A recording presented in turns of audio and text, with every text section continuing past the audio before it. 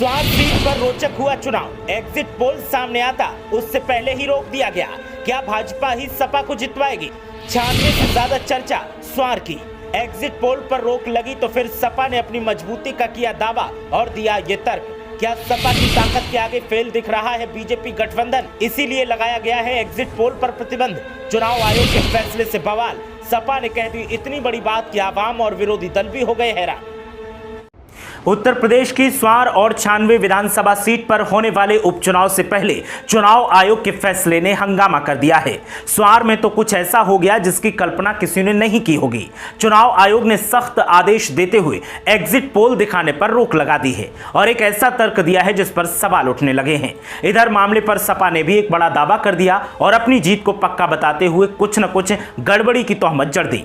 निकाय चुनाव के बीच हो रहे उपचुनाव का सियासी पारा पहले से ही हाई है, क्योंकि निकाय चुनाव को सेमीफाइनल बताया जा रहा है और उपचुनाव को 2024 की तस्वीर फाइनल तस्वीर मानते हुए इस पर कई बयान सामने आ रहे हैं। ऐसे में मुकाबला पहले से ही रोचक है। हालांकि मामला सत्ता और विपक्ष के बीच होने का कारण प्रतिष्ठा बीजेपी की ही दांव पर लगी है। इस बीच निर्वाचन आयोग ने उपचुनाव को लेकर एग्जिट पोल पर प्रतिबंध लगा दिया है। स्वार सीट मुस्लिम बहुल सीट है। इसके बावजूद समाजवादी पार्टी ने उपचुनाव में यहां से अनुराधा चौहान को उम्मीदवार बनाया है। इसके पीछे सपा की खास रणनीति बताई जा रही है। दरअसल कांग्रेस और बीएसपी ने यहां अपने उम्मीदवार नहीं उतारे हैं। ऐसे में सपा को लगता है कि आजम खान के प्रभाव और पार्टी के कारण मुस्लिम मतदाताओं के वोटों में बिखराव नहीं होगा और वो सपा प्रत्याशी के पक्ष में ही मतदान करेंगे, जबकि हिंदू प्रत्याशी की वजह से इसे इन ताकतवर मतदाताओं को एक साथ जोड़ने की कोशिश की जा रही है। ऐसे में पार्टी दोहरे फायदे की स्थिति में है और उपचुनाव में बाजी पलट सकती है। बीजेपी अपना दल गठबंधन ने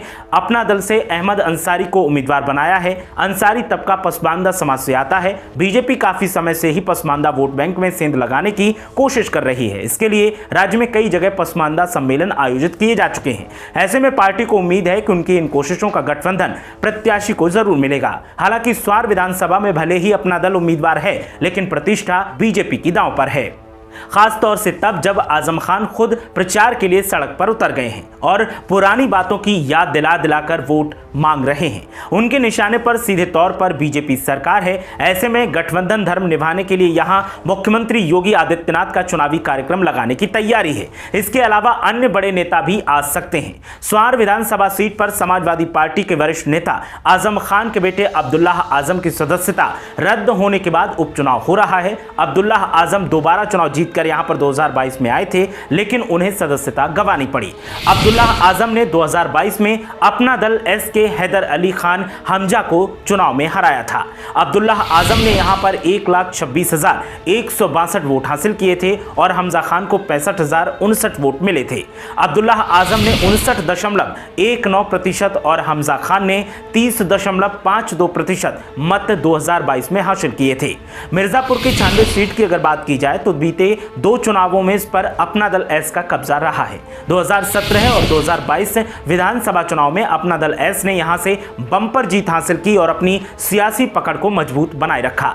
एक बार फिर पार्टी ने पूर्व विधायक स्वर्गीय राहुल कोल की पत्नी रिंकी कोल को उम्मीदवार बनाया है, जबकि सपा से कीर्ति कोल को मैदान में उतारा गया है और सपा को लगता है कि वो इस बार यहां जीत पक्का तरीके से हासिल करेगी। तो दोनों ही पार्टियों की तरफ से कवायद का दौर लगातार जारी है। अपना दल और सपा दोनों के उम्मीदवार सियासी घराने से हैं। इस वजह से मामला काफी रोचक दिखाई दे रहा है। दरअसल अपना दल की रिंकी कोल सांसद पकौड़ी लाल कोल की पुत्रवधू हैं। वहीं सपा की कीर्ति कोल के पिता भाई लाल कोल भी 96 से विधायक रह चुके हैं। इस तरह दोनों ही दलों की प्रतिष्ठा दांव पर लगी है। हालांकि सियासी चर्चा सबसे ज्यादा स्वार विधानसभा सीट की हो रही है। आजम खान भी यहां प्रचार की कमान संभाले हुए हैं और अब्दुल्ला आजम की भी नजर विधानसभा सीट पर है। ऐसे में देखना यह है कि जीत किसके खाते में जाती है। फिलहाल चुनाव आयोग के फैसले के बाद सस्पेंस और ज्यादा बढ़ गया है। उपचुनाव के मद्देनजर 10 मई को सुबह 7 बजे से शाम 6:30 बजे तक यहां पर किसी भी तरीके के एग्जिट पोल पर